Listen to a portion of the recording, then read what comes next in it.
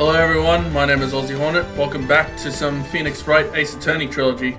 So, we are going to be finishing up episode 5, Rise from the Ashes, tonight.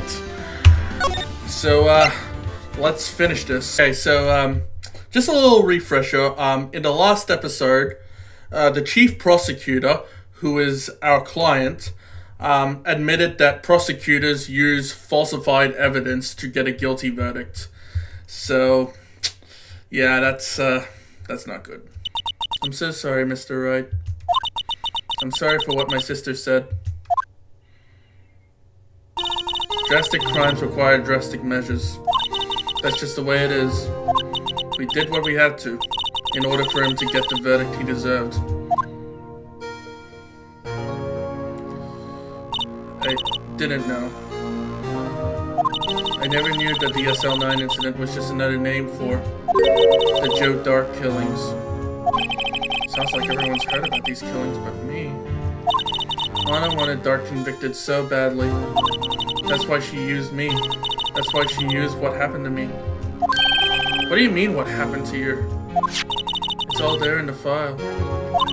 Joe Dark's last victim was Prosecutor Neil Marshall. When he murdered Officer Marshall's brother, he left behind an incriminating piece of evidence. But what did you have to do with those killings, Emma? On the night Prosecutor Neil Marshall was murdered, Joe Dark tried to kill me. What? He tried to kill you? Officer Marshall's brother, Neil, was only trying to save me. So that means you... Yes. I was a witness in the Joe Dark trial. I didn't see that one coming. Damn. It happened 2 years ago. It was right about this time of the year, too. There was a terrible thunderstorm that day, unusual for the season. I was alone in my sister's office. We were planning to eat dinner together once she finished her work. Then suddenly, this terrifying man came bursting into the office. Joe Dark. It seemed like he was running from someone. He pulled out a knife and screamed at me. I didn't know what was going on. Just then, Prosecutor Marshall showed up. Jake Marshall's brother. Joe Dark tried to take me hostage, but before he could, Mr. Marshall tackled him. Then, what happened? I'll never forget it. Lightning struck and the lights went out suddenly. A bolt of lightning flashed outside the window, lighting up the office for an instant. What I saw then burned a permanent picture in my mind. I can still see it now. Permanent picture. I don't remember the moment when Dark stabbed Mr. Marshall. So you weren't able to testify about that? No, I was only asked about when I was attacked. That must be why why she made up the crime. Made it up? You mean provided bogus evidence? The prosecutor's office wanted that guilty verdict so badly. Lana forged the evidence and Mr. Edgeworth used it. Edgeworth? Yes, but I'm sure he didn't know anything about it. He couldn't have known he was given false evidence. Even so, that's when it all started. The rumors about Mr. Edgeworth, I mean. It's all my fault. If I could have just testified properly, none of this would have happened. So it's true, even though he may not have known it. Edgeworth really was involved in falsifying evidence. After that case ended, Lana was never the same. She became cold like she is today. She must not have been able to face up to what she did, especially not to Emma. What did you see in the instant that crime occurred? Dark knocked down Mr. Marshall and raised his knife. Neil Marshall was stabbed right in front of this poor girl. I don't remember what happened after that. Apparently I passed out. When I came to, Lana was cradling me in her arms. Poor Emma. You've been through so much.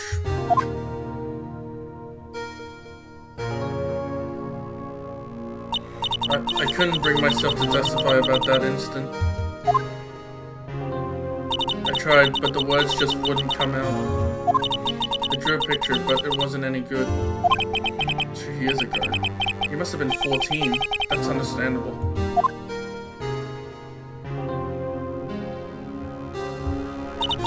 Once it was all over, I made up my mind. I decided that when I grow up, I'd become a scientific investigator. I want to be able to fight crimes with my testimonies and find the evidence to make an airtight case. That way, Lana would never have to forge any. I see. I think I'm finally starting to understand what makes Emma tick. But there's still something that bothers me about that crime. There's something that's puzzling me, Emma. What is it? You said you were in Lana's office at that time, right? That's right. Why then would a serial killer come running in there? Not only that, but he was being chased by a prosecutor? Oh, there's no mystery there. George Dark had been taken in for questioning that day. Taken in for questioning? You mean by the police? Of course. This happened at the police department. He tried to run away halfway through the interview and fled into my sister's office. But why did he run all the way over to your sister's office? Because the detective offices and the questioning room are right across from the elevator. Across from the elevator? But Lana was the chief prosecutor, wasn't she? No, silly. Didn't I tell you? 2 years ago, Lana was a detective. She was the best in the entire force. What? That's news to me. After the Joe Dark case, she was transferred to the prosecutor's office and made chief prosecutor. Lana used to be a detective? I better have another talk with her. Hey, Lana. Lana. Mr. Wright, it seems I keep causing you trouble. Falsifying evidence. I didn't think you were the type. Criminals don't mind playing foul. Why should we? But Lana, if you're wrong, an innocent person might be found guilty. Believe me, I understand the risks. Lana, Emma told me about you. Oh? About how you were a detective 2 years ago. And how the SL9 incident was the reason for your transfer to the prosecutor's office. That's right. Could you fill me in on the details, especially about that unusual change of jobs? I suppose you have a right to know, Mr. Wright. A lot of revelations were uncovered at the trial today, not the least of which was the fact that this case is largely connected to another one 2 years ago. Evidence from that case was stolen as well, though I expected as much. I know how obsessive Officer Marshall can be. That trial, it really wasn't fair, was it? I believed in you, Lana. I believed that no matter what happened, you'd always stick to the truth. It couldn't be helped, Emma. At that trial 2 years ago, I sold my soul. Well, all drama aside, the fact of the matter is, at 5:15, there was no murder at the police department. Tell me it's not true, Lana, what the witness, Miss Starr, said. About you stabbing Mr. Goodman with a knife. Lana! I don't understand. Why won't you tell us? Emma, this doesn't involve just me. I don't think I've ever seen Lana look so faced before. It's true, I was a member of the police force 2 years ago. She was amazing. They still talk about all the cases she and Chief Gant cracked together. Chief Gant? He was the deputy chief of police back then, but he still worked the crime scenes. Damon Gant. He was everything I aspired to be. They were the best team ever. They solved crimes before the reports could even be filed. Emma really idolizes her big sister. But now you're chief prosecutor. What happened? I always planned on becoming a prosecutor. The reason I became a detective was to gain experience investigating crime scenes so you could use that experience in court, right? Gant's help in the SL9 case was crucial to its resolution. After that, he became chief of police and arranged my transfer to the prosecutor's office. Maybe I should ask more about this investigation of theirs 2 years ago. 2 years years ago, I was second in command of the detectives investigating Dark. Second in command? That means the investigation lead was Damon Gant, right? Yes, Deputy Chief Gant and I share the same office and the same investigations. They even had the same office. They led a team of the best detectives on the force. Detective Goodman, whose case it was, Jake Marshall, and Angel Starr. It was the first time Marshall worked with his brother. He was quite gung-ho. Without a doubt, Joe Dark was the serial killer. We asked him to come in for questioning. We were desperate for evidence. That was when his final murder took place. When he tried to murder Emma. Prosecutor Marshall was trying to save me from Dark. You see, the first person who happened upon the scene of the crime was me. Now you tell us. Damon Gant and Neil Marshalls were the one questioning Dark that day. The investigation was in its final stages, and Dark must have suddenly panicked. So we waited until Gant and Marshall let their guards down, then fled the room.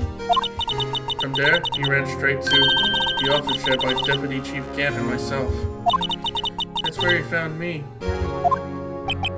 So you were the first person to run to the scene, Lana? It appears so. I was filing some papers while Gant and Marshall were questioning Dark.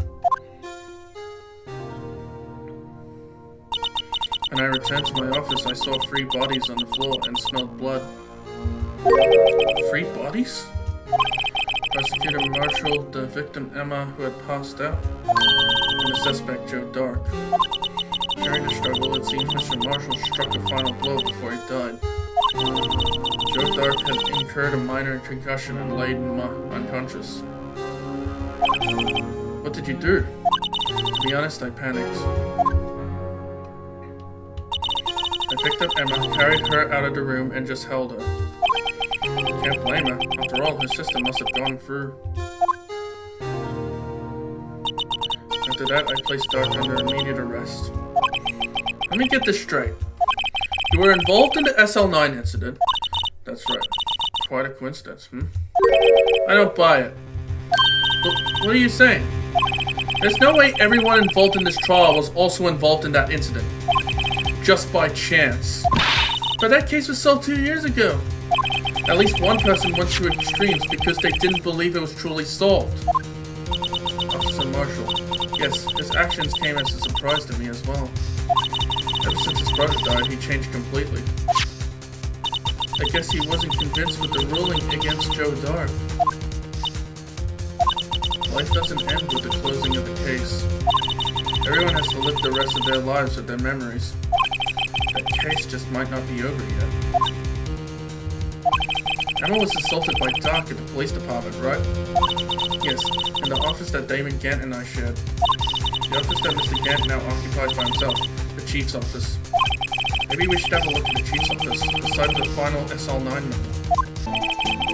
I never thought things that turned out this way when I woke up this morning. Okay, Sarah, never know where life will lead you, Bambino? I should have known my luck had ran out when old Billy dried up this morning. Billy? Must be his pet cactus. Say, where are you headed? Just over to the prosecutor's office for a little interrogation. It's a voluntary appearance, but we all know I won't be coming back. Sorry, but you can't go in the evidence room today, partner. But Mr. Marshall, why did you do it? Why did prospectors head west? If ever there was a case I need to know the truth about, it was the one. Before you turn yourself in, Mr. Marshall, would you mind telling us exactly what happened?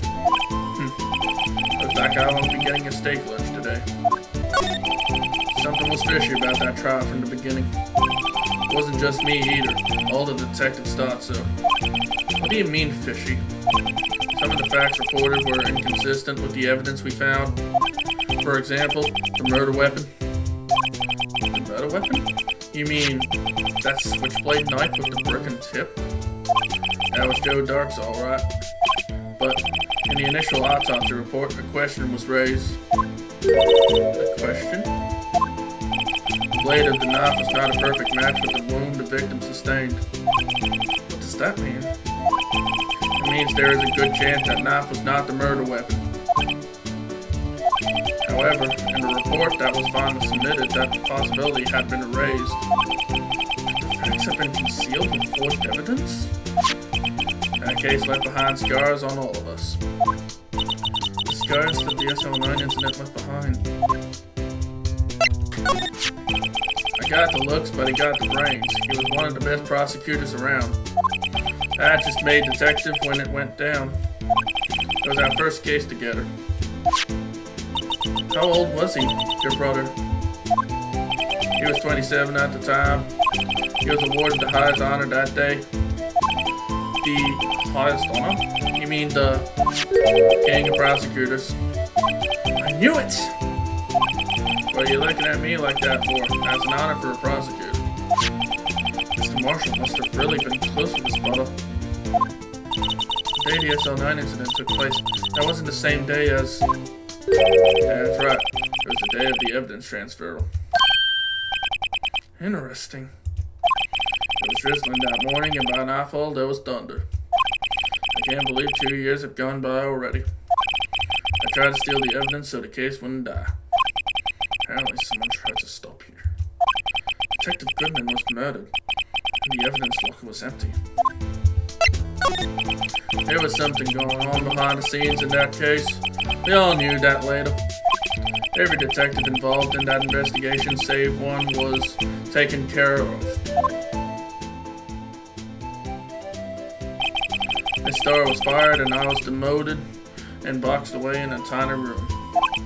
What about Detective Goodman? If they did something to him too, the commissioners would have got suspicious. No, they were careful enough to be too obvious. They? Who are you talking about? Don't get upset, Bambina. I mean Damon Gant and Lana Sky. The investigation lead, Damon Gant, and the second-in-command, Lana Sky. There wasn't a person on the force who hadn't heard of that duo. That case was the biggest step in both of their careers. After the case ended, Lana transferred to the prosecutor's office, right? Yeah, Damon Gant, the new chief of police, arranged for that to happen. She's never been the same since she left. Everyone who knew her said so. Chief Prosecutor Sky was totally different when she was a detective. Now that he mentioned it, Emma said something like that too. Tell me, what happened to my sister? Sorry, Bambina, but her secret is too well guarded. I never found out. On a secret, it all started 2 years ago. So there you have it.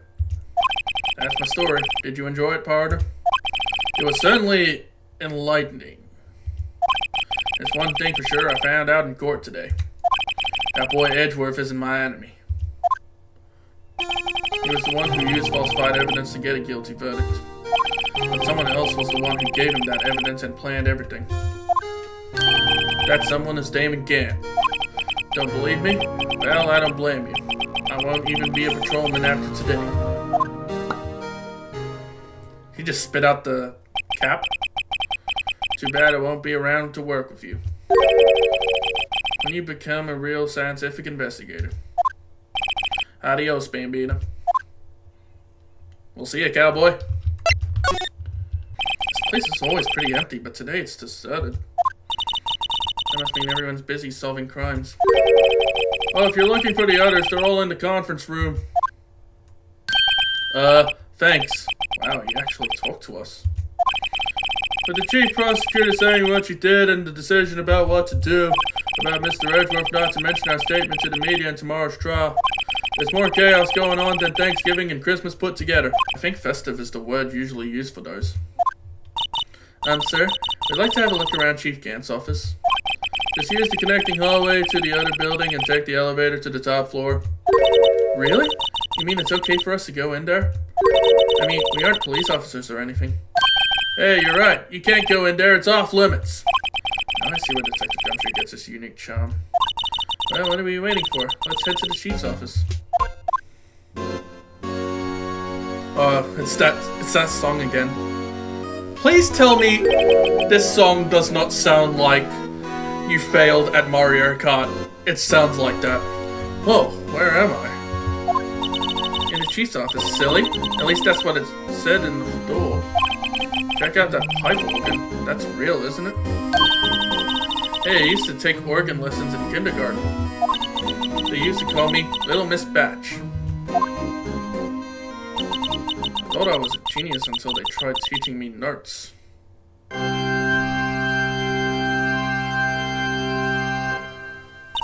I never could remember where C was. Oh, there he is. Oh, it's you two! Chief Cat. Look at that paper he was reading in his desk. So, Righto, have you been swimming lately? No, I haven't. I've been kind of busy lately. I can appreciate that. I've had my hands full too with Mr. Marshall's misconduct.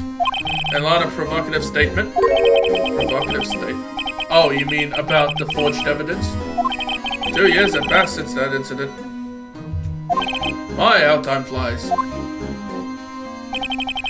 See that big picture on the wall over there?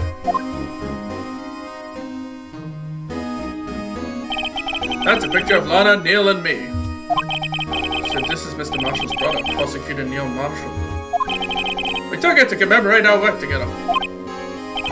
Something's not right with this picture. I can't quite seem to put my finger on it, though.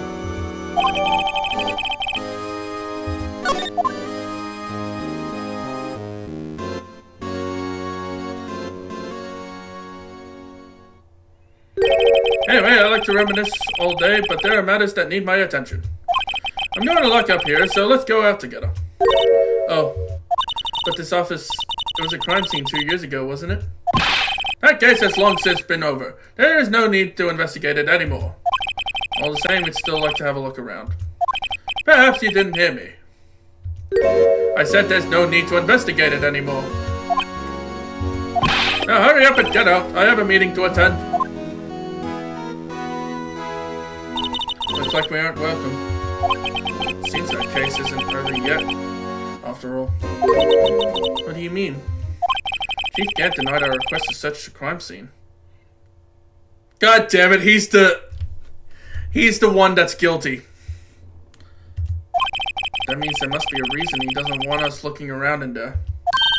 You mean like a clue? There's got to be a way we can get inside the chief's office. Hey, Pearl. Detective Gumshoe, aren't you supposed to be in a meeting? I'm, just taking a breather. My feet hurt. From sitting so long? Actually, from serving everyone coffee.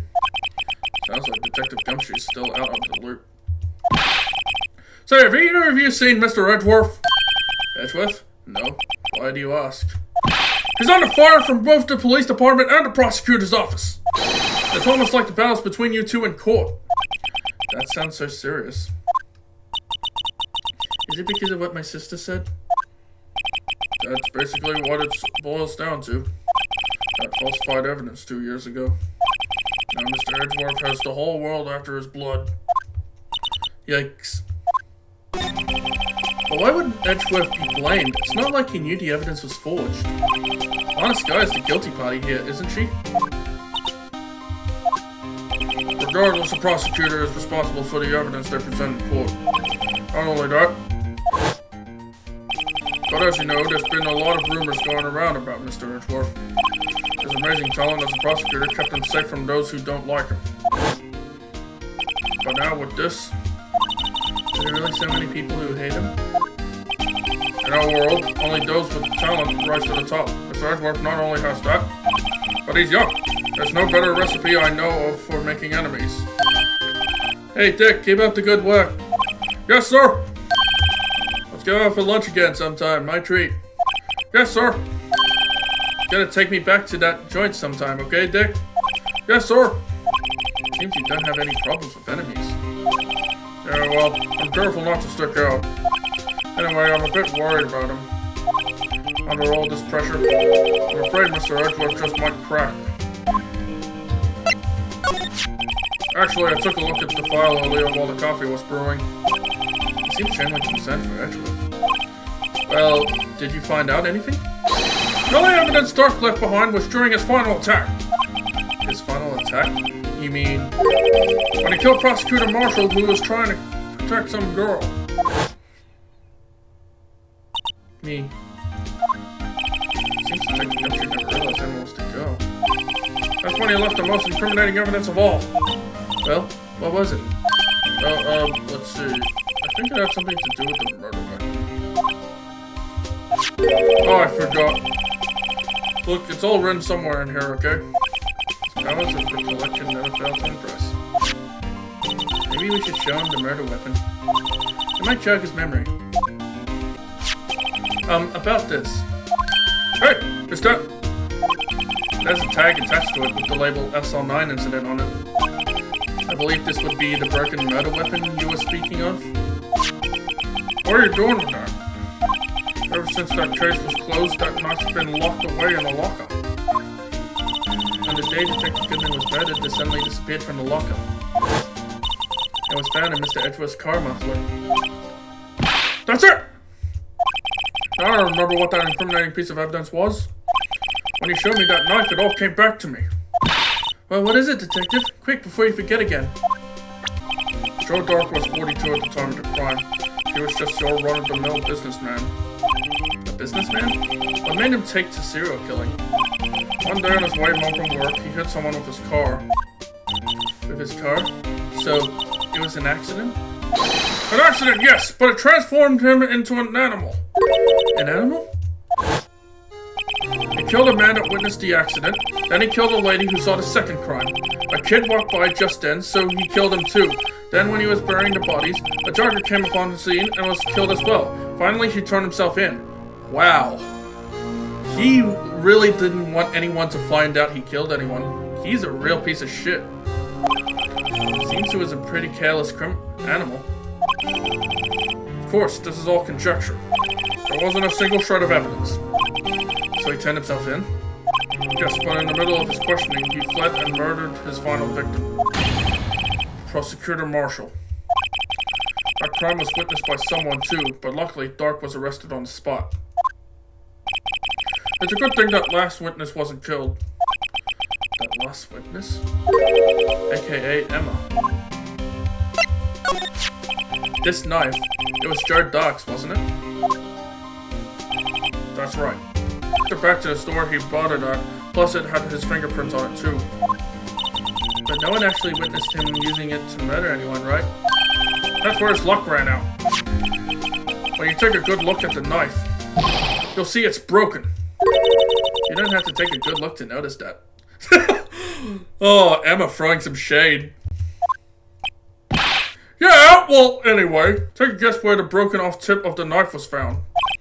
That's what did him in. Where was it? The victim, Neil Marshall, was carrying it inside his own body. It was found deep inside the stab wound. Did it match Doc's knife? You bet. Down to the last fiber. That's pretty conclusive.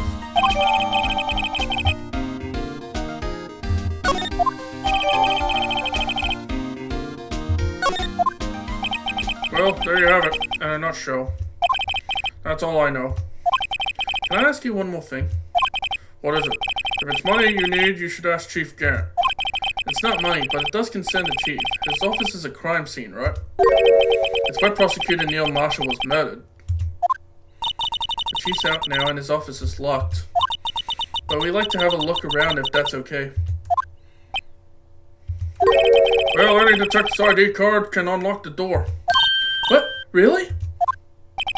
But if I let a civilian in there, I'd be charged with breach of trust. Breach of trust? Simply put, I'd be canned. Oh. Sorry, pal. I don't plan on getting fired because of you. How about this ID card? It was Detective Goodman's. That won't work either. The data was deleted the day he died. Oh. So in other words, Gumshoe is our only chance of getting into that office. I wonder if there's something we could show him that would make him change his mind. I wonder if Edgeworth is back yet. There he is! It looks like he's writing something. What are you doing here? You sure was quick to throw that paper on the floor. Tough day in court, huh? I had to live the past 2 years with rumors flying around. What's another allegation to me? Cheer up, Mr. Edgeworth, I'm rooting for you. That's Edgeworth for you. Always trying to hide his real feelings. So what do you want? Unlike some people, I don't have all day. There's no excuse for what I've done. 2 years ago, I used false evidence to obtain a guilty verdict. That's what it all breaks down to, and nothing I could do erase that fact. But you didn't know, did you?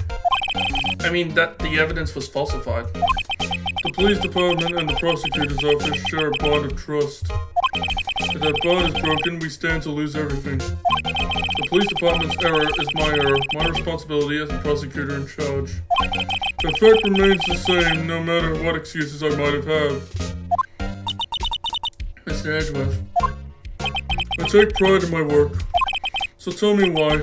Why has it all come to this? Even Edgeworth can't keep this kind of emotion bottled up.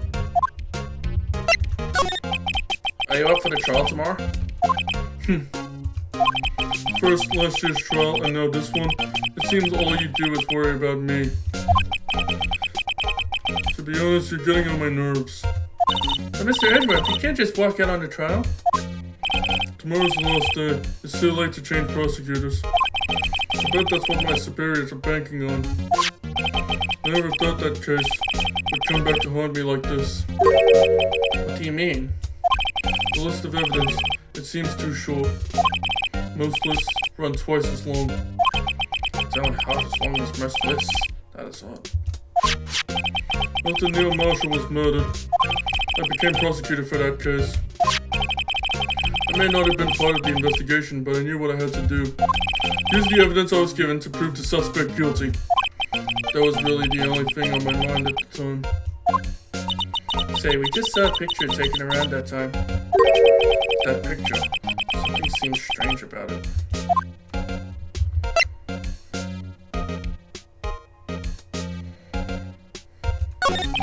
Can you tell us again about what happened that day? The day Detective Goodman was murdered. You were participating in a ceremony over at the station, right? I never could do ceremonies, but I had to attend that one. Because you were awarded this? Those receiving awards can't exactly skip out on the ceremony. I finished up at the office in the morning, then drove over to the police department. You finished up at the office? Yes, just odds and ends, clerical stuff. I didn't plan on returning to the office that day. That is, until I was asked to take something back. Take something back? This. Oh yeah, Chief Gant asked you to hold on to that, didn't he? Yes, it was a piece of evidence in a case that was closed half a year ago. He asked me to bring it back to the prosecutor's office. That's the story we heard yesterday.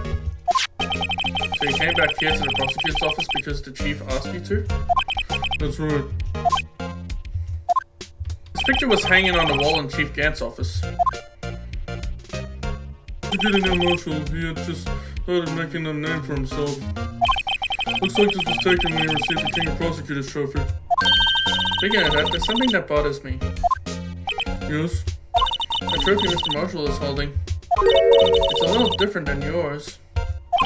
Yes, you're right. Oh, I remember now. Remembered what? That was what the official prosecutor trophy looked like until 2 years ago. There's a story behind its design. A story? Sounds interesting. Would you mind telling it to us? It's simple, really.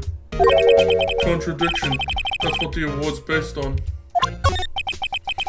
This award originates from an ancient Chinese tale. In Chinese, the word contradiction is written with 2 characters. The first means halberd, and the second means shield. Have you heard this story? Me? Oh, sure, everyone knows that. Why don't you tell it though, for Emma's sake? Very well.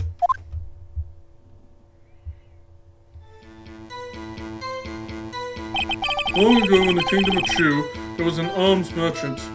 Oh, we're getting some backstory about the shield. One day he presented the king with 2 items. The first was a halberd he claimed could slice through any shield or armor. The second was a shield he claimed could withstand any weapon. Wait a minute. Objection! Those claims contradict each other! Very perceptive. But then again, you've heard this story before, right?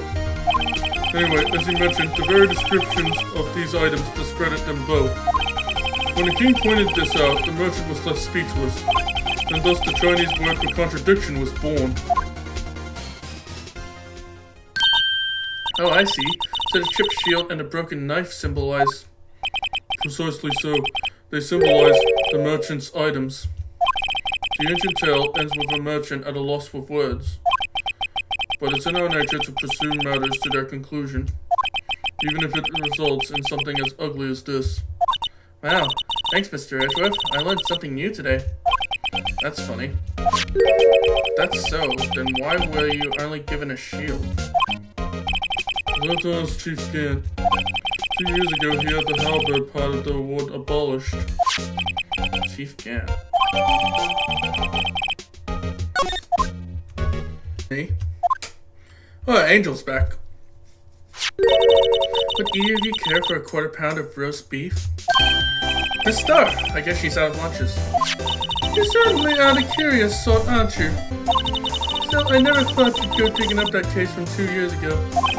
Everyone in this trial was involved in that SL9 incident. Not only that, but the murder occurred on the very day the evidence from that case was. Due for transfer, this can't all be attributed to mere coincidence. Aren't you forgetting something? You know that little scene I happened to witness? The instant Lana stabbed Detective Goodman with a knife.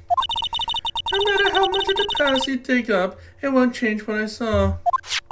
Roast beef is meant to be savored when eaten. Star's hatred towards Lana. It all dates back to 2 years ago. Joe Duck, that's a name I'll not soon forget. We trailed him for half a year. Oh, the pressure. Still, I don't think I was even more alive than I ever was. Then. These days were steamier than a bowl of hot gravy. Oh, Jake Marshall, though, must have been going through hell. You mean because of his brother's death? They were close to us, too. After Neil died, something took over Jake. He became obsessed. Seeing Jake like that made her all the more desperate. Her? Lana Sky. My sister? The best of the best were put on that SL9 case. Of course, they were led by that legendary duo. Lana and Chief Gant. The legendary pair was the reason we were able to keep up in our investigation. That's why we were so shocked over how it turned out. You mean with the forging of the evidence? Don't get me wrong, Joe Dark got what he deserved. Still, it was obvious the evidence produced in court was being manipulated. Items our team never found would suddenly appear while other items were kept secret. But you don't have proof anything illegal was done. Proof enough of what happened. In that case, all of us save Goodman were relieved of our duties. Most without even so much as an explanation. And Lana Sky transferred to the prosecutor's office and became chief prosecutor. Lana always wanted to be a prosecutor. It's quite as simple as it appears. Huh? Lana Sky was merely being used as a pawn. That's my take on the matter. She was being used? Damon Gant and Lana Sky. Gant led the investigation with Lana second in command. They were the best. They solved all kinds of cases to get it, didn't they? Damon Gant's magnetism in particular was almost unreal. His magnetism? By that I mean his ability to attract evidence. He produced the most incredible evidence in the cases he handled. Incredible evidence? You mean... Oh yes, there were rumors about him even back then. No one dared confront him though. I take it she's talking about forged evidence. Back then, everyone looked up to Lana. All the detectives wanted to be like her. Really? Yes, myself included. I was a fool, really. She hated anything crooked and always watched out for the other detectives. That's why she was so concerned for Jake. Mr. Marshall. When Jake's brother was murdered, she felt as if she had lost her own brother. If it wasn't for her, I don't think Jake would have ever recovered from his shock. That's what makes it all the more infuriating. That's why I'll never be able to forgive her. Why did she have to turn so cold after that?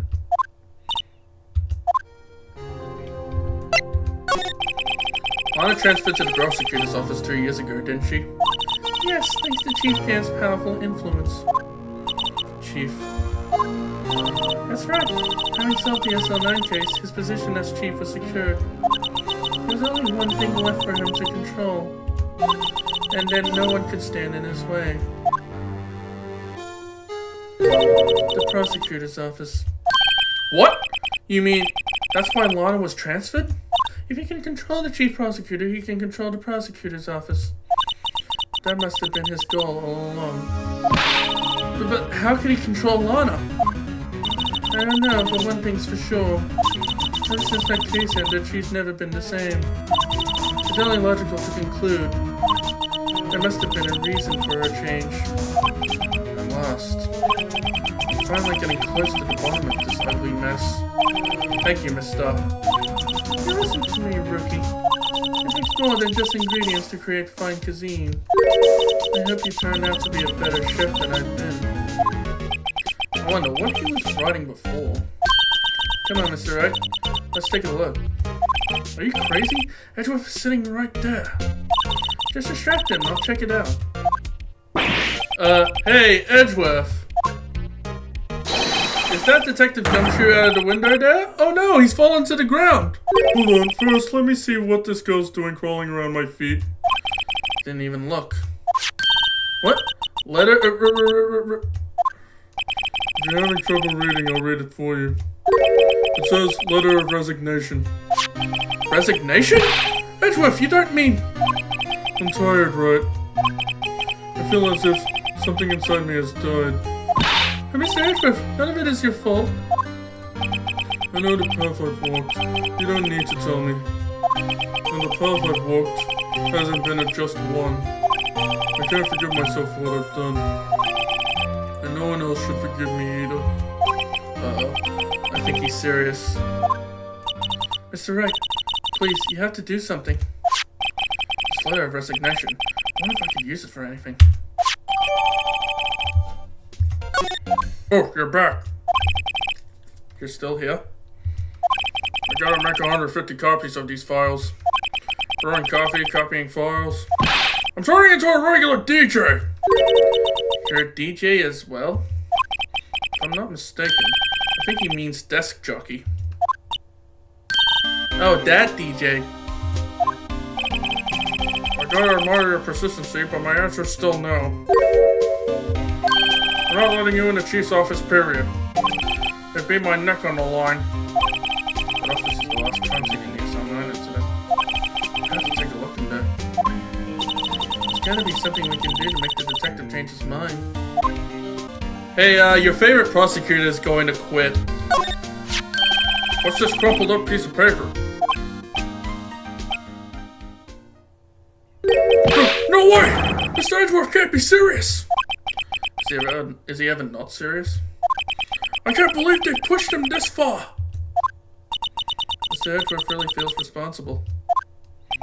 When I first met him, I thought he was as cold as ice too. But I know different now. He trusted us detectives to provide him with sound evidence. But we betrayed him. Detective? That's it. I made up my mind. But... Here, take my ID card. You can't do that. If someone found out, they won't let you off the hook with another lost item report. Look at me. It's no secret I'm already out of the loop. After all, I'm friends with Mr. Edgeworth. Depending on how this case turns out, I may already be as good as terminated. What? So at least let me do this. For Mr. Edgeworth's sake. Alright, Detective. Thank you.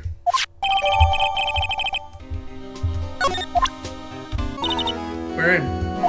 If anyone finds us now, Detective Gumshoe's a goner. If that happens, I'm counting on you to bail me out. Ah! Did he slap him again? Sorry, I thought you were a ghost. I didn't even know you could slap a ghost. Detective Gumshoe! What are you doing sneaking up on us like that? I wasn't sneaking. I was just worried something might go wrong. So I came to. You're here, then what's the point in you giving us your ID card?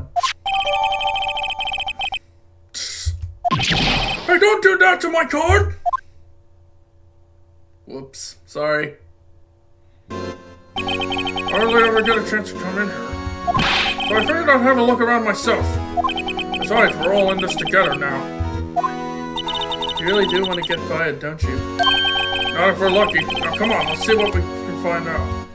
I got a bad feeling about this. This is a safe, isn't it? Safe? That word is ripe with intrigue. Okay, if you say so. Looks like a code needs to be entered in this panel to open it. A 7-digit number. I think I just might know what it is. Do you know what it is? I have a hunch. Oh, I know. You want to try my birthday? It's...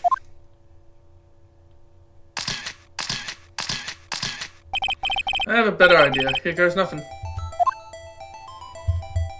Input card.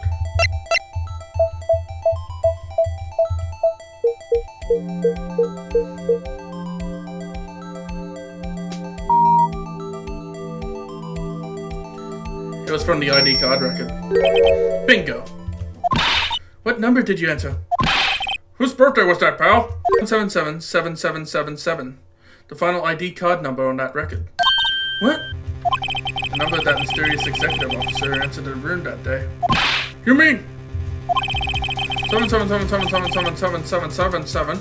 That ID number? I think you're 17 shy this time. This can only mean one thing. That's Chief Gant's ID number. Say, anyone care to look inside? Is there any money in there? How much does he have stashed away? It's a... Shot from a broken cup. This somehow looks familiar. Where have I seen this before? There's something else in here too. What's this? It looks like a piece of leather cloth. This is a handprint, isn't it? Hey, I saw someone wearing a shirt like that once. You think the chief made up this design? I don't think so. Oh, well, it was just a thought. Is that it? This is all that was in the safe? Apparently so. It's empty now. A piece of cloth with a handprint on it. And a broken shard from a cup. They look like pieces of evidence. Yeah, but unless you can prove they have something to do with this case, I'm afraid I can't just let you take them. After all, it's my neck on the line here. Right. Now I have to prove their relevancy to get them. How are these two items related to the SL9 incident? Come on, there's gotta be something we can show the detective. Detective Gumshoe, could you have another look at this jar? I remember when the three of us put that back together. Ah, those were the days. It's kind of early to be nostalgic. Isn't this jar a piece of evidence from that case? That's right. One of the shards had an SL9 incident sticker on it. Doesn't this ring any bells? You know, that fragment we just found?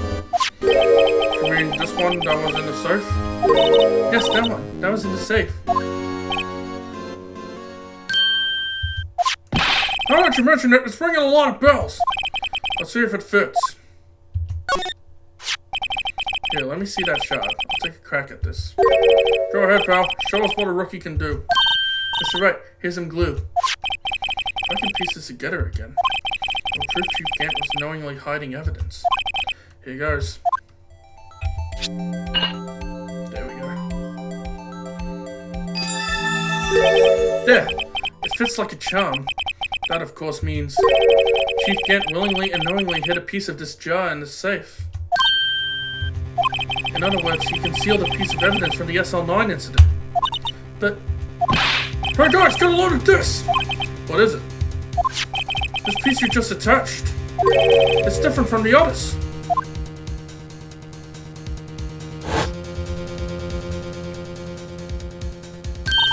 There's a reddish line on it. A reddish line. That's blood. I don't get it.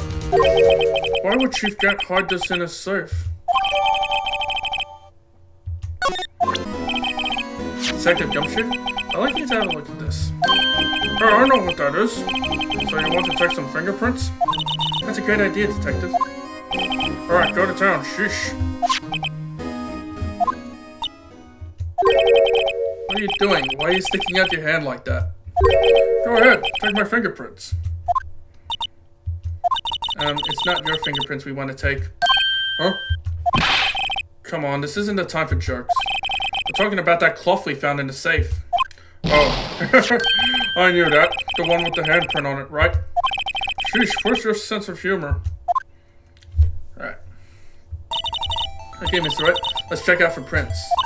Sprinkle the powder on the cloth. Once they've been absorbed into the prints, blow the rest away. What are you, my mom? I don't have to be told 1,000,000 times. Alright, let's get this over with. Emma?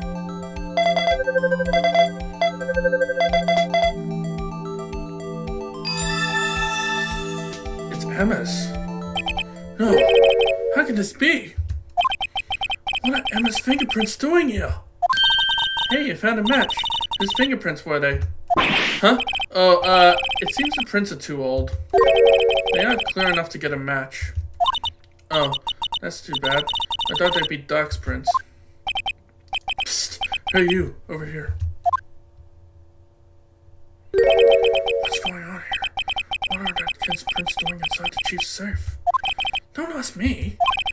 Let's just keep this information from Emma for now. Here, maybe you should hold on to this. Oof. Oh, look at the size of the Chief Gant's desk. Speaking of that, when we were here earlier... Oh, it's you two. Chief Gant. He put that paper he was reading in his desk. I wonder what he was reading. This looks like a list of evidence. A list of evidence? In most cases, the list runs twice as long as this, though. Hey, look at that case name. Huh? SL9 incident. I wonder what this is doing here. Hold on, Detective. What did you just say? I said, I wonder what... No, about evidence list. Normally, they're twice as long. That's right. I guess there wasn't a lot of evidence. A half-size list of evidence? A list of evidence, it seems too short. Most lists run twice as long. What would the other half of that list be doing here? And yet, the chief must be hiding something about that case. It would appear so.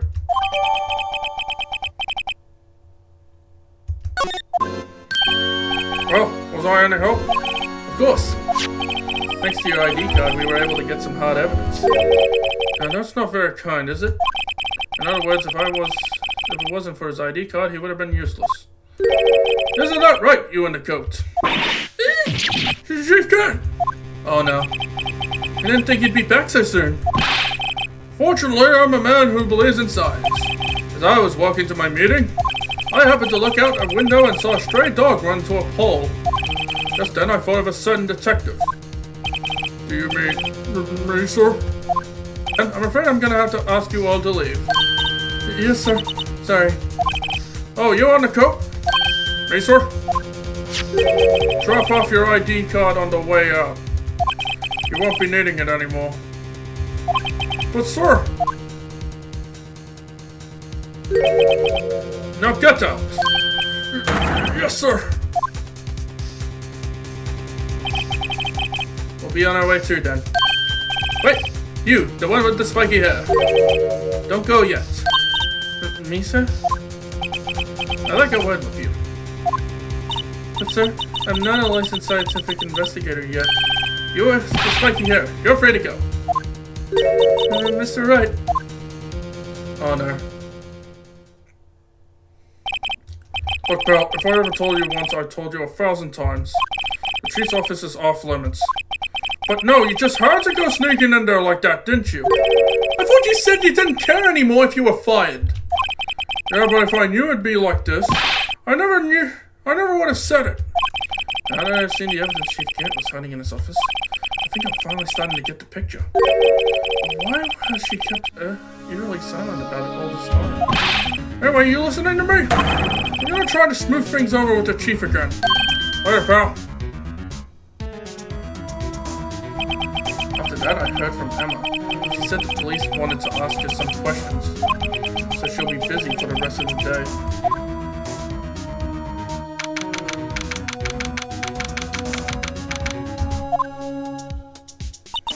I see. So the chief asked Emma to come in for questioning. There's no use thinking about it. Tomorrow's the final day in court. I'm committed to doing everything I can to defend you, which is why I'm here. But I've already told you all I can.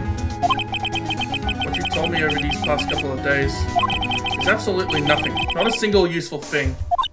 Really? I believe I did mention something quite important. Something I told you right at the beginning. I said I was the one who zapped Detective Goodman. You know, I think I finally figured it out. I know who it is that's lurking behind your words. Mia did a good job mentoring you. I'm rather jealous. It seems Edgeworth was right. Edgeworth? Once he's convinced you know something, no one can persuade you otherwise. Dick-headed is the term he used, I believe. Now's my chance to get her to tell her the rest of my story. I have to admit, I was more than a little perplexed at first. You insisted you did it, yet there was no incriminating evidence. That's when it hit me. It's not that you're unwilling to tell the truth. It's that you're incapable of doing so because of a certain individual. What an intriguing notion. A certain individual, you say? So you think I'm protecting this person? Protecting? No, I think afraid of is more like it. If I'm not mistaken, the person in question may have persuaded you to silence. For argument's sake, Mr. Wright, whom may I ask is this person you're speaking of? The one I am supposedly so frightened of? What is this person's name? Take that! Well, Miss Guy? Mr. Wright, you are addressing the chief prosecutor. Do not forget your place. I take it she's still not ready to spill the beans. My apologies. Could you please tell me a bit more about what you think you know? We were partners until 2 years ago. I respected him as a detective. Assuming he is respectable, then tell me something. Why would he try to hide his crimes? His crimes? Both you and Edgeworth will be brought before a board of inquiry for what you did. Specifically, hiding and forging evidence. Of course, these are serious offenses. Why is it, though, that Chief Gant's name was never mentioned? Chief Gant? Edgeworth didn't know the truth behind the forgery. The only party who could have possibly tampered with the evidence was me. I had access because I was second in command of that investigation. Yes, you, but also one other, Damon Gant. If you intend to accuse Chief Gant, you'll need more than just words. Show me proof that Chief Gant falsified evidence in that case. Take that! I just found this in a safe in the chief's office. This jar piece and this piece of cloth. Do you know what these are? They're pieces of evidence from the SL9 incident. The person concealing evidence was none other than Chief Gant himself. Now tell me, why are you taking all the blame for him? Touché, Mr. Wright. It's as you surmised, I cannot disobey the chief's orders, even if it means being found guilty for murder. Why not? Come now, Mr. Wright. You can't possibly expect me to be able to tell you that. 3 days ago, I had no choice but to cooperate in the murder of Detective Goodman. Perhaps I should say, follow orders. Yes, that's more accurate than cooperate. Although I can't tell you the details, I can say that I was given an order that day. I need you to dispose of Bruce Goodman's body. You'll find it inside the trunk of Miles Edgeworth's car. Just as I suspected. Despite what everyone believes, you were not the one who murdered Detective Goodman. Correct. I was trying to take the body out of Edgeworth's car. The trunk lock was broken, and I discovered that murder weapon while inspecting the body. The murder weapon? You mean Edgeworth's knife? No. When I found the body, this was the knife stuck in it. The knife from the SL9 incident, serial killer Joe Duck's knife. I couldn't just leave that knife in him. So I took it out and stabbed him with another knife. That would be Edgeworth's knife. That's right. Even though he was already dead, my hands were shaking at the thought of stabbing him. That's why I ended up cutting my hand. And that is the reason for the bandage on your right hand. Yes, it seems that I got blood on the victim's shoes as well. And then he saw me just as I plunged the knife in. A star, huh?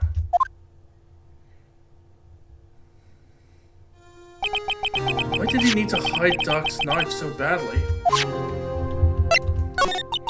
It took a lot of work to finally close the Doc case 2 years ago.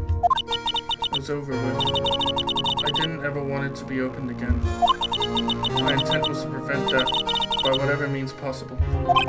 So, you hid Doc's knife? The weapon used to stab the detective was evidence in the Jared Doc case. If word got out, which it would, the reporters would have a field day with that. So you wrapped the knife in your scarf and hid it? In Edgeworth's exhaust pipe? Right. And I called my sister. I told her what happened and asked her to hide the knife that was inside my muffler. You asked Emma? I didn't want anyone on the force to know about this. That would explain why Emma is so confident about Lana's innocence. Speaking of phone calls, I had a bad feeling about one of them that day. A bad feeling? The truth is, after I received those orders from Chief Gant, the first thing I did was make a phone call. A phone call to Patrolman Jake Marshall.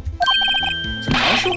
Why on earth would you call him? The lead investigator for the SL9 incident had been murdered. I wanted that fact to be kept hidden, and I needed help. He was the only other person I could trust.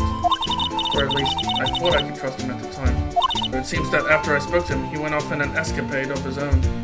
Oh, you mean, not wanting the case to die, he decided to take things into his own hands. He disguised himself as Detective Goodman and tried to steal the evidence. He had already stolen the ID card, but it seems he still hadn't made up his mind to break into the evidence room. Damn. After my phone call, any remaining doubts he had must have disappeared. So your phone call caused the incident in the evidence room?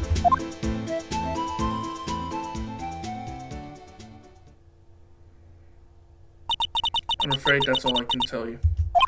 But Lana! You've earned my respect, Mr. Wright, both as a defense attorney and an investigator.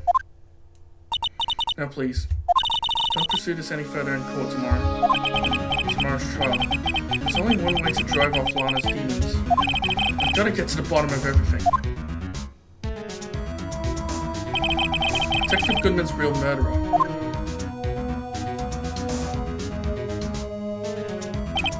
And what went down in the chief's office 2 years ago?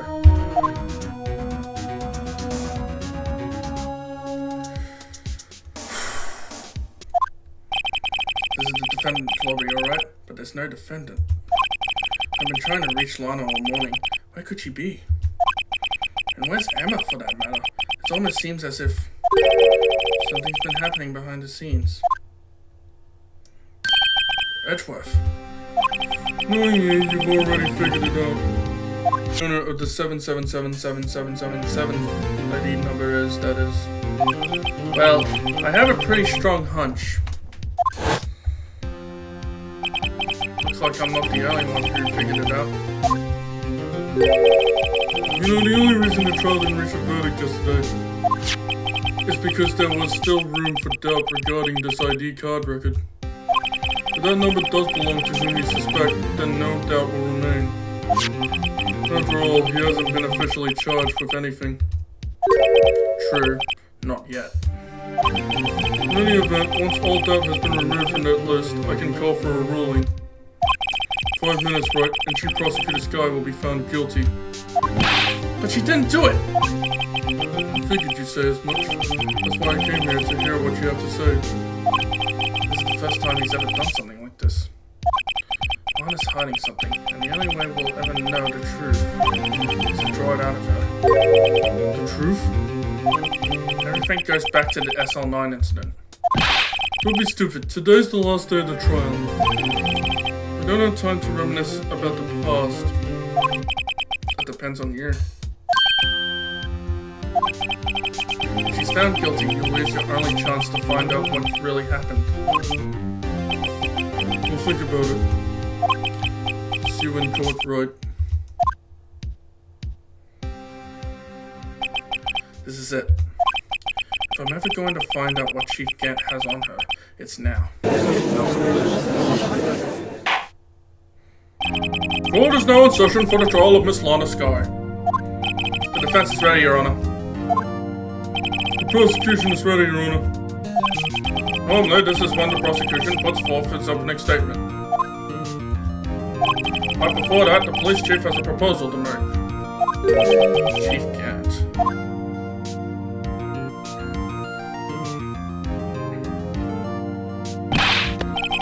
Morning, folks! How's everyone doing? Hey, Archie, been back to the pool yet? Oh, I've been drowning enough as it is in my work. Huh, that's a good one. I think I can top that. If you don't mind me asking, Chief, exactly what is his proposal of yours?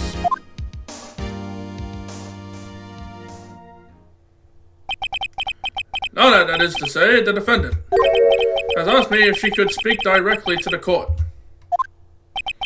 She wants us to do what?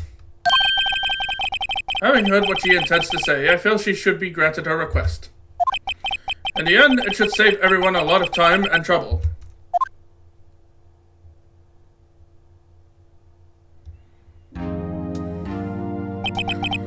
What's this all about, defendant? I'd just like to make a most simple request, and I'll be finished.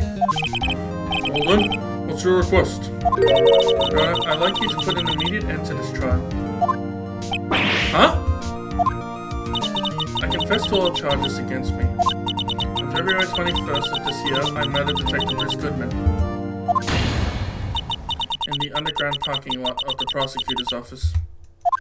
No! Lana! Damn it, Lana! I'm trying to save you! Objection! You can't! Your Honor, the defendant's claim does not change the defense's plea. In that case, Mr. Wright, I no longer require your services. But Lana! Your Honor, I hereby forfeit my right to an attorney. The prosecution may lack direct evidence against me, but it has sufficiently proven its case through testimony and circumstantial evidence. I would like you to render your verdict now, if you please. Well, the defendant certainly has the right to self-representation. Her request is legally valid, although this is an unprecedented situation. It appears there's no further need to continue this trial, even if Mr. Wright may feel otherwise. This can't be happening. It appears the time for the verdict has arrived. This court finds the defendant... Objection, please. Objection! Thanks, Edgeworth. One moment, Your Honor. Mr. Edgeworth. The prosecution has not yet proven the defendant guilty beyond reasonable doubt. Any ruling at this stage would certainly be premature. Come now, Weddy. I understand this is a difficult time for you, but why don't you just be a good little boy and keep your mouth shut, I don't think I care for your tone, Chief Gant. What? Creating another fabrication to cover up your past mistakes. Sorry, but I'm no longer the naive little boy you would have had me be. With this sudden confession from the defendant, it's obvious to me some kind of deal was struck behind the scenes. Some kind of deal, hmm? Not everyone operates as you do, Woody. I thought so. Your Honor, the prosecution would like to change its first witness. Oh? To whom? As its first witness, the prosecution would like to call Miss Emma Skye. I request that the court hears her testimony. Mr. Edgeworth, I am exercising my rights of self-representation. I don't think we need to contend... I don't care what you think, Miss Skye. Damn. The exposure of truth sometimes results in tragedy. However, no matter how tragic the truth may be, it would be an even greater tragedy to avert one's eyes from it. Very well. The court shall grant the prosecution's request. That's okay with you, right, Chief Cat? Woody, you'll live to regret this. Mark my words. Miss Emma Skye, please take the stand. Looks like Edgeworth has decided to take the horse by the reins.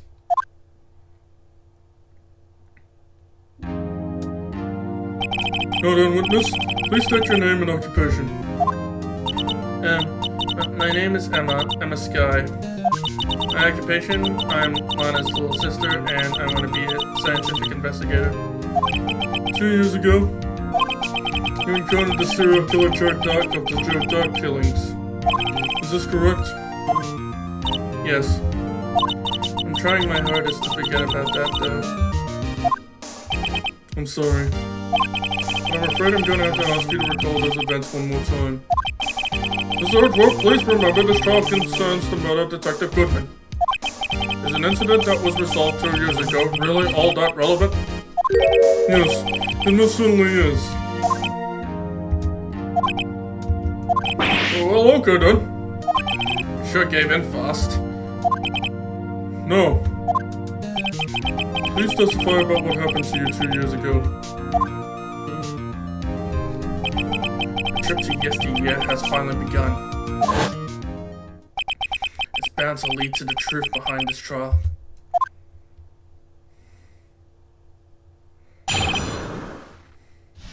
Alright, Emma, let's go. I was waiting in my sister's office that day. A man came running in and took me hostage. Neil Marshall rescued me. But I'll never forget what I saw in that instant. The man raised up his knife and stabbed Mr. Marshall in the chest. It's a good thing you weren't harmed. I passed out. I don't remember much. That's understandable. However, please tell me, Mr. Edgeworth, what does this testimony have to do with Detective Goodman's murder? That will soon become apparent, Your Honor. You've got to admire him for his courage, considering he has no evidence. Very well. The defense may begin its cross-examination. Will do. I better be very careful with this. If I mess up, then Lana would be found guilty. Can you tell us about that? Mr. Marshall jumped on Doug just then. The lights went out. The lights? It was just about this time of year. There was a terrible storm going on and lightning struck nearby. So the electricity went out? Wait a minute. If it was pitch dark in that room, you shouldn't have been able to see anything, right? Right, but just then lightning flashed again outside. That sudden flash left an unforgettable image of the scene in my mind. I see. I told the detective about what I saw then. The detective? Yes, Detective Goodman. He was in charge of the case. Detective Chris Goodman. The victim. So you spoke with Detective Goodman about this 2 years ago? Yes, that's what's so scary about this trial. And you told Detective Goodman about what you saw? Yes, but at the time, the words just wouldn't come out. That's why I drew a picture. Yes, I think she mentioned that before. Well, Mr. Wright, have you heard enough? This picture the witness drew, I believe it has a very important meaning. Objection! But the list of evidence I was given 2 years ago didn't contain a picture. Witness, would you mind if we added this statement to your testimony? Yes, Your Honor. I drew a picture of that scene once, but it seems to have been lost. Objection! Oh, there we go. Mr. Edgeworth, this little girl put all her heart into drawing that picture. And yet you would insist on denying its existence? Huh? Hey, I'm not the bad guy. All I'm saying is that as the prosecutor for that case, I wasn't handed such a picture. That may well be. But that doesn't mean it doesn't exist. Behold. This is the evidence list for the SL9 incident? Please turn it over, Your Honor. Turn it over, turn it. Ah! What's this? This one is that? Hey, that's it. That's the picture I drew. Indeed. 2 men appear to be wrestling here. Objection! What's the meaning of this? What are you doing with that list? Me? Only the prosecutor in charge should have access to that list. Huh? These lists, they're different from each other. What? It appears, Mr. Edgeworth, that the evidence list you were handed 2 years ago was incomplete. These 2 lists fit together to form one. You can see the marks here where they were torn apart from each other. So you see, Mr. Edgeworth, it's quite obvious what happened. 2 years ago, only half of the evidence in that case ever reached you. What? What? Order. But Miss Sky, why did you draw your picture on the back of such an important list? Because that's what Detective Goodman handed me in the questioning room, Your Honor. Wait a minute. If this list was torn in half, then that means... Your Honor! Are you alright, Mr. Wright? Your eyes are bulging from your head. If the evidence list was torn in half, then there might be more of the drawing on the back of Mr. Edgeworth's list. This is quite conceivable, Mr. Edgeworth. It's possible. Let's see. Is something wrong? Do you even have to ask? Sorry, Your Honor. There is indeed something drawn on the back of my list. It's the thing! Oh, shit. That thing? That thing was dancing in the evidence room? Clearly, this act of vandalism is the work of a certain chief of detectives. I guess he was out of scrap paper.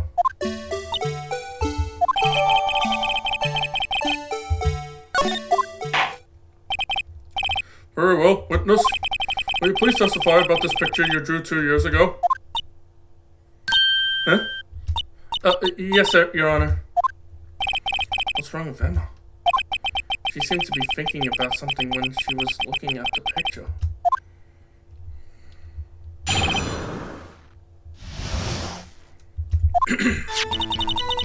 This is a picture I drew 2 years ago. The flash of lightning was so bright, all I could see were shadows. After that, I must have fainted. This picture shows exactly what I saw in that instant. Think a flash of lightning could burn such an image in your mind. Thanks to that, she was able to show us what she saw. Well, I don't see any contradictions here. This clearly shows Joe Dock about to murder prosecutor Neil Marshall. The defense may begin its cross-examination.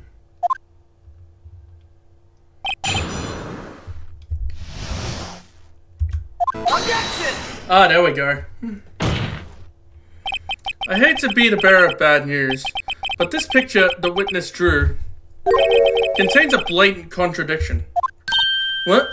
But I still remember it just like it was yesterday. Mr. Wright, Perhaps it would be faster if you simply pointed out this contradiction for us. What part of this picture contradicts the autopsy report?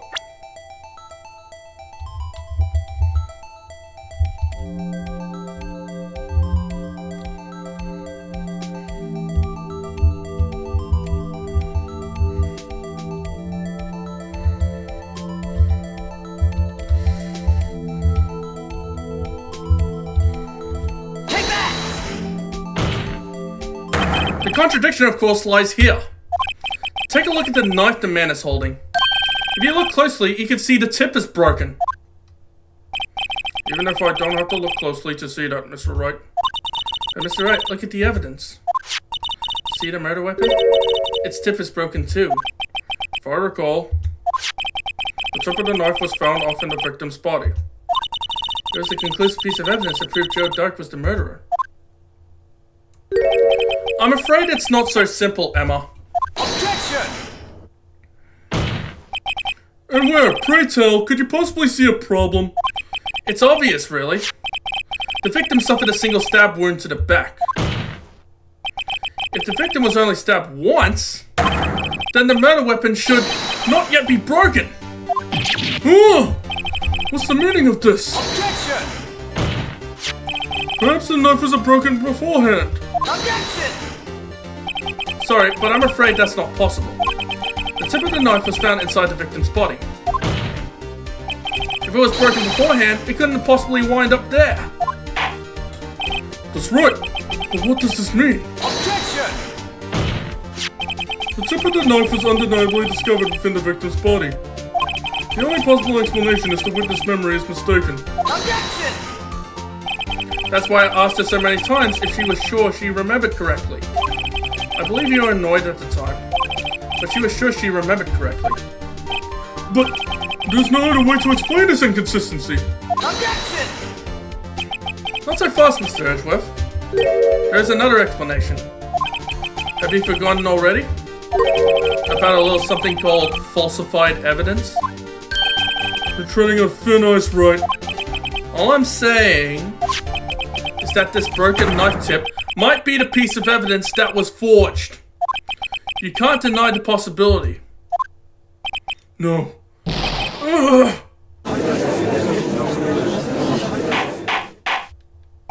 Order, order, order. Are you saying the investigation really was corrupted?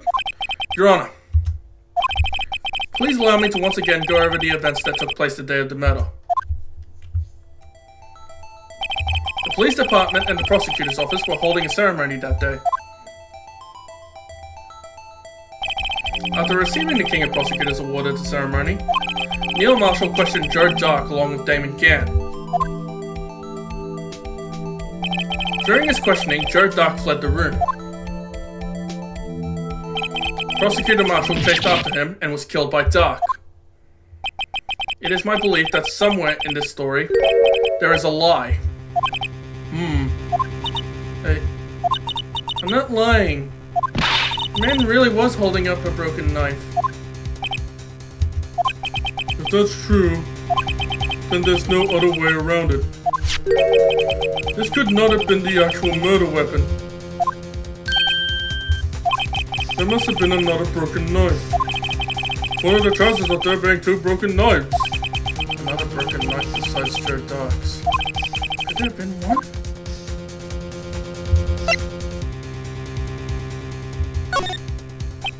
If the witness is this adamant about the accuracy of what he saw, it can't just be explained away by a simple observational error. Mr. Wright. In that instant, Emma really did see a broken knife. I assume then that you have some information about this other broken knife. If so, please feel free to enlighten us. The murder weapon was already broken prior to the murder. There's only one way. Take a look at this. Here's the real murder weapon. The answer lies in the past. 2 years in the past. Right here inside this picture. This is a picture to what ceremony? What is it, Mr. Edgeworth? It's the broken murder weapon. Notice the award Prosecutor Marshall is holding.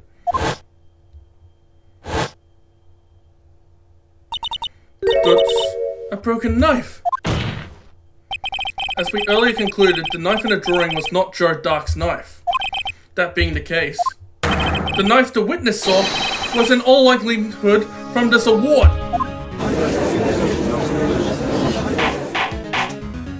Order. Neil Marshall was awarded King of Prosecutors that day. As an award, he was given this broken shield and knife. When he chased after Joe Dark, he pulled out this knife. Being a prosecutor, he did not carry a pistol. This broken knife was the only weapon he had in this dangerous situation. Objection! But that can't be! Oh, and why not, Mr. Edgeworth?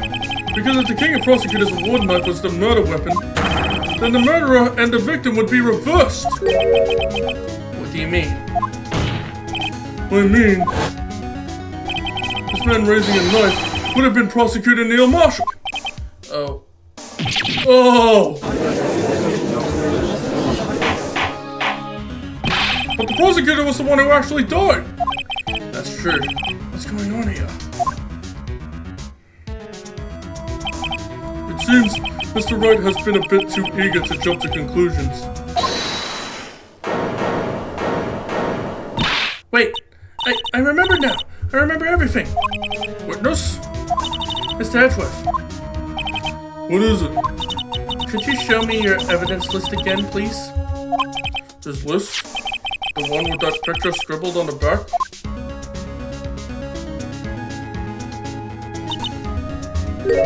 I knew it. This picture, I'm the one who drew it. What? You drew that? That's right. The list wasn't torn in half at the time I drew this picture.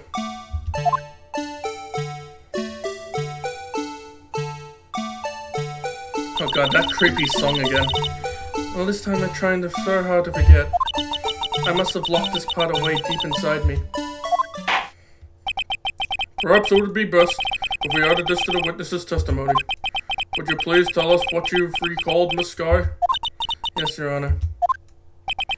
First the knife mix-up, and now the blue badger? This should be interesting.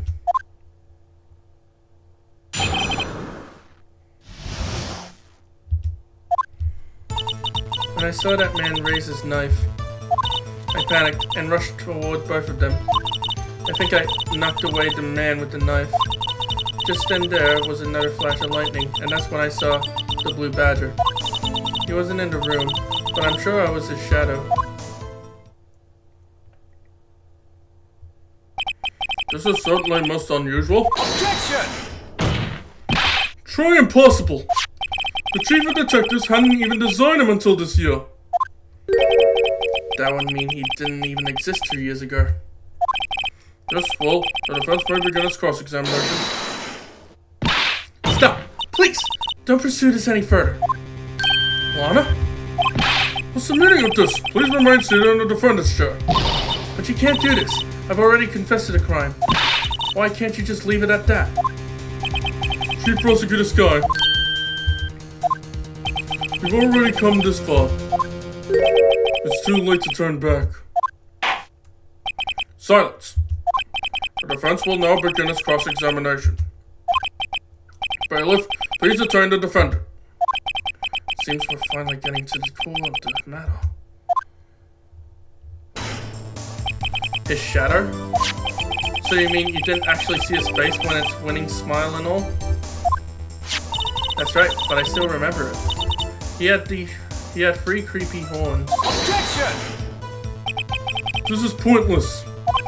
The thing couldn't have possibly existed 2 years ago. The witness must be mistaken. Objection! That may well be. But what's important is what caused her to think she saw what she did. Oh, and I suppose you have an explanation? If so, then by all means, please tell us what this shadow really was. What was it Emma saw when that lightning flashed? Who is this blue badger really? The blue badger hadn't even dreamt up when Emma drew this picture. Yet she's certain she saw its shadow. Ladies and gentlemen, it is the defense belief that on the fateful day 2 years ago, something but looked similar to the blue badger. Something that is now sitting in this very room. Mr. Wright, In this room? Very well, Mr. Wright. What is it that the witness saw in that instant? Please show us this mysterious blue badger look-alike. Take that! The mysterious blue badger was in fact this. But that's... what exactly is that? I believe it's some sort of jar. But Mr. Wright, that doesn't look anything like the blue badger. Indeed it doesn't. As it stands now, it's just a plain jar. However, what if we were to change our viewpoint? Oh, viewpoint? I've got to show them the correct angle to look at this from. That should be... There we go. Well, is this a miracle or what?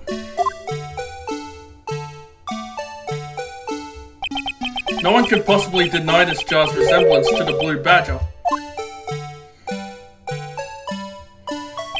No. It can't be!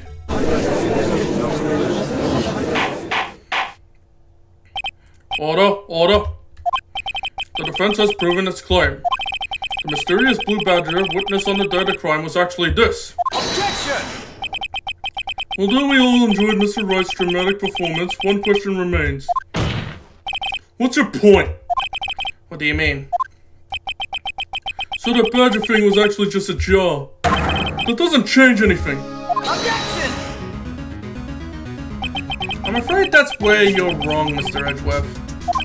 You see, this changes everything. Indeed. Very well then. Please tell us. What's different now that we know the witness saw this jar? Allow me to take these in turn. At the moment of the murder, the witness saw this jar. From a very specific angle, I might add, Mr. Wright. Yes, well, knowing this, where could she have seen this jar? Where? The location of the jar is shown in a picture of the day of the crime. It's a shelf in the office of Damon Gant. Objection! But the body was found lying near the line of Sky's desk. The witness testified so herself. Objection! Yes, and it is these two facts that reveal what actually transpired. You see, the struggle between Dark and Marshall did not take place in Lana Sky's office. It happened on the other side of the room, in Chief Gant's office. Objection! Are you implying the murderer moved the victim's body from Damon Gant's office to Lana Sky's office? Yes. Why would he do that? There's no reason. Exactly. If there wasn't a reason, he wouldn't have gone through the trouble. The only logical conclusion is that there was a reason. Do you know what that reason was, Mr. Wright? I finally figured it out. So this is why Lana tried to stop the trial. It's too late to quit now, though. Please recall the witness's testimony. She said she knocked away the man who was holding up the knife. In the next instant, the jar was hit and flew through the air. Now tell me, what could have sent the jar flying? That would have to have been the impact the man made when he was knocked into the wall. Ladies and gentlemen, if I may draw your attention to this picture once more. If the man was knocked in the direction of the shelf the jar was sitting on, what would he have hit? The suit of armor, holding a very sharp and dangerous looking sword. Yes. And since the man who was knocked into the armor was carrying a broken knife, he would have had to have been Neil Marshall wielding the King of Prosecutors trophy. No, Mr. Wright, you can't be thinking. Yes. There is another possibility of what actually transpired in that room. Another possibility? Of course, the perpetrator would have had no idea, but nevertheless. I don't know if I can go through with this. Mr. Wright, what's the matter? If events took place as the defense theorizes, then the outcome is obvious. In that moment, assuming the man Emma Sky knocked away was actually Prosecutor Neil Marshall,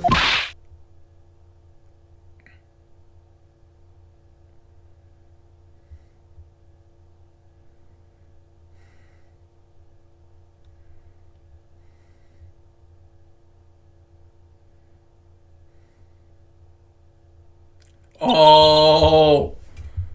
You mean Mr. Marshall died because of me? Oh no! No!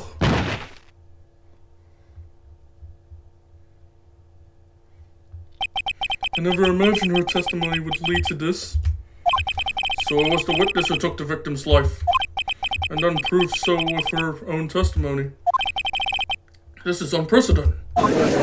Oh no. What are you saying? I'm sorry, Miss Sky, but given the circumstances... You're Dark Murder Prosecutor Marshall. How can you think it was Emma? How dare you try to pin the crime on her? Imagine that coming from you. If you recall, it was you who admitted to forging evidence 2 years ago. The reason you moved Prosecutor Marshall's body was to keep anyone else from finding out about what Emma did, wasn't it? I assure you, Mr. Edgeworth, I have no idea what you're talking about. If you hope to have anyone believe your insane allegations, I'm afraid you're gonna have to have proof. Tell me, do you have any conclusive evidence that proves my sister killed Neil Marshall? Evidence? I'm willing to bet you don't. Yes, it certainly would be difficult to prove this with evidence. If you don't have evidence, then we'll have to rely on testimony. I'm afraid that won't work in this case. Both parties involved in the incident are dead. I certainly can't get dead people to testify. This has all been a wild goose chase from the beginning. Touche, Miss Sky. Of course, that only leaves us with one possibility. You mean there's still another possibility? What do you mean, Mr. Edgeworth? I mean the possibility that the victim has left us a message. For better or for worse, Mr. Marshall did not die instantly. He may have left behind the name of the person who took his life. In one manner or another. That's impossible. Well, Mr. Wright, this is the only possibility left to you. A message from the deceased. Does such a message exist? I've got to think back to the court record. The real matter is named that the victim may have... This message from the deceased is already in our possession. Mr. Wright, will you stop at nothing to prove my sister a murderer? Do not be mistaken, Miss Sky. Our purpose is not to accuse Emma of any crime. There is only one thing we seek. The truth. No matter how painful it may be. Now then, Mr. Wright, please show us the piece of evidence that conveys a message from the deceased. Take that! This is the message left by the deceased. This is that blue badger from before, right? Oh, is he gonna just speak the killer's name? If that thing could, I'm sure it would. Looks like everyone's forgotten this is just a jar. A message was left here, on the surface of this jar. What do you mean? If you look closely, you can see a faint trail of blood in this jar. It looks like someone wiped the blood away. Yes, but notice. For some reason, the blood on some of the fragments was not wiped away. Yes, there is a line there. It is drawn in blood. So what are you saying? Is these dots were once lines? Prosecutor Marshall did not die instantly. He used the few precious moments left to him to leave behind a message. One that someone apparently wiped away. But blood must have seeped into the jar where the lines changed direction. Precisely so. All we need to do is connect these points, and the victim's message will become apparent. No! Mr. Wright, what kind of message did the victim leave for us? Your Honor, I believe these bloodstains will reveal to us the answer. Gotta connect these dots to make letters. There's only one thing the victim would have written given the circumstances. His murderer's name. Take that! There we go. It's a defense attorney's duty to prove their client's innocence. That's why all I've been thinking about is saving Lana. After all my efforts, I never thought it would turn out like this. Oh, Emma. So this is the final message Prosecutor Marshall left behind?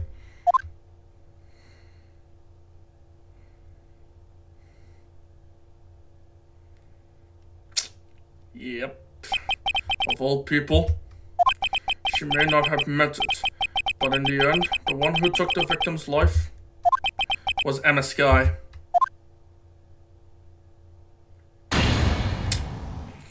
Oh boy. This is not looking good. See, Woody? Can't say I didn't warn you. Oh boy. Chief Kent. Do you understand the implication of what you've done? What? What are you talking about? 2 years ago, Joe Duck was sentenced to death. He was convicted because of his final murder. I believe you were the prosecutor in the case, were you not? Yes, Woody.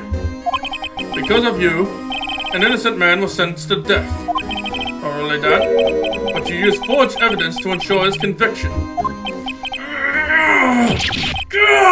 Objection!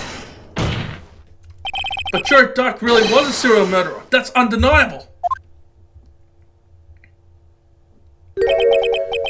I'm afraid that's not important. Did you know? We aren't defenders of justice. What? We're merely keepers of the law. Sentencing a man to death is no light matter, even if there wasn't any cover-up or evidence forgery. Ultimately, the responsibility falls on the prosecutor in charge. Despite what anyone may say, this fact cannot be denied. What's going on at the prosecutor's office? They might have sent an innocent man to his death. How could he just stand there like it wasn't his fault? Order! Order! Order! Order!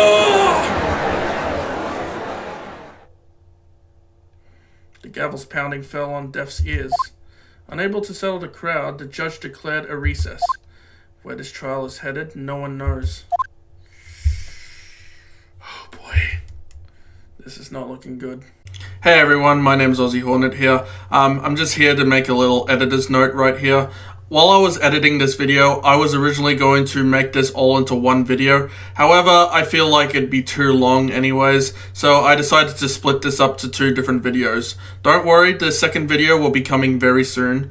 But in the meantime, if you guys like this video, please sure to give it a like and subscribe to see more videos like this in the future. Until then, take care, and I'll see you in the next video.